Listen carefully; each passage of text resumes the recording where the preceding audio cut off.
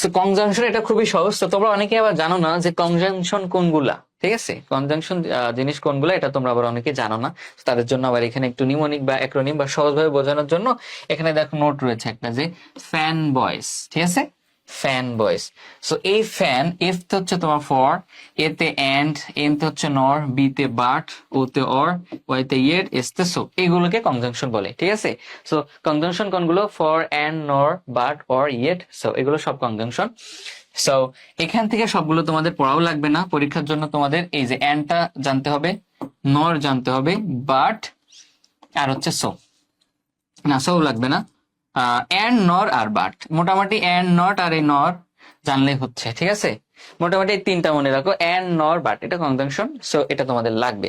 So conjunction কখন বসবে? ধরো একটা সেন্টেন্স, যেমন এটা একটা সেন্টেন্স বোঝানো হয়েছে, এটা একটা সেন্টেন্স, একটা সেন্টেন্স এই যে ফুল স্টপ দেওয়া, তার মানে সেন্টেন্সটা এখানে শেষ হয়েছে, এখানে শেষ হয়েছে।